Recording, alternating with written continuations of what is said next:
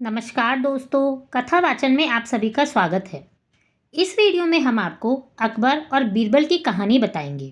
जब भी बुद्धिमानी, चतुराई और हाजिर जवाबी की बात होती है तो सबसे पहला नाम बीरबल का ही आता है। ऐसे में अकबर बीरबल की जुगलबंदी किसी से भी छुपी नहीं है।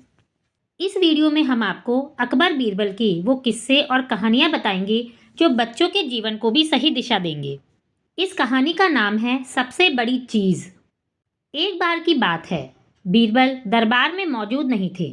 इस बात का फायदा उठाकर कुछ मंत्रीगण बीरबल के खिलाफ महाराज अकबर के कान भरने लगे। उनमें से एक कहने लगा, महाराज, आप केवल बीरबल को ही हर जिम्मेदारी देते हैं और हर काम में उन्हीं की सलाह ली जाती है। इसका मतलब यह है कि आप हमें अयोग्य समझते हैं, मगर ऐसा नहीं है। हम भी बीरबल के जितने ही योग्य हैं। महाराज को बीरबल बहुत प्रिय थे। वह उनके खिलाफ कुछ नहीं सुनना चाहते थे, लेकिन उन्होंने मंत्रीगणों को निराश न करने के लिए एक समाधान निकाला। उन्होंने उनसे कहा, मैं तुम सबसे एक प्रश्न का जवाब चाहता हूँ, मगर ध्यान रहे, अगर तुम इसका जवाब नहीं दे पाए तो तुम सबको फांसी की सजा सुनाई जाएगी। दरबारियों ने झिझक कर महाराज से कहा, ठीक है महाराज, हमें आपकी शर्त मंजूर है, लेकिन पहले आप प्रश्न तो पूछिए। महाराज ने कहा, दुनिया की सबसे बड़ी चीज़ क्या है? यह सवाल सुनकर सभी मंत्रीगण एक दूसरे का मुंह ताकने लगे। महाराज ने उनकी यह स्थिति देखकर कहा, याद रहे, इस प्रश्न का उत्तर सटीक होना चाहिए।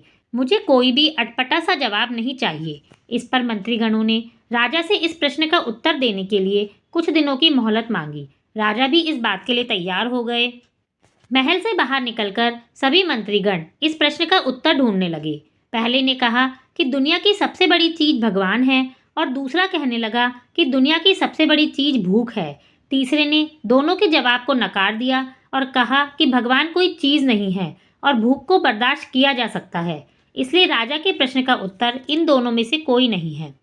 धीरे धीरे समय बीतता गया और मोहलत में लिए गए सभी दिन गुजर गए।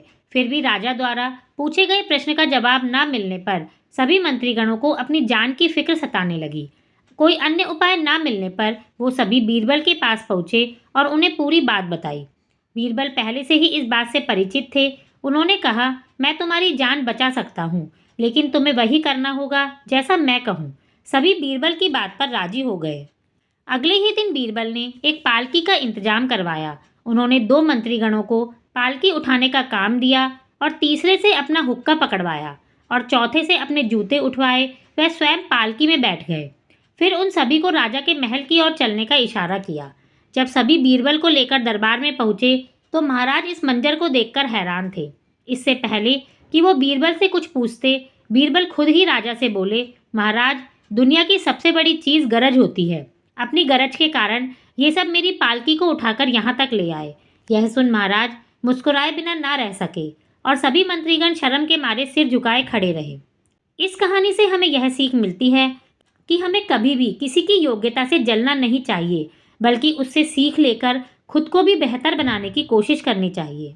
इस कहानी को आप स्वयं भी पढ़ें और अपने बच्चों को भी जरूर पढ़ाएं। धन्यवाद।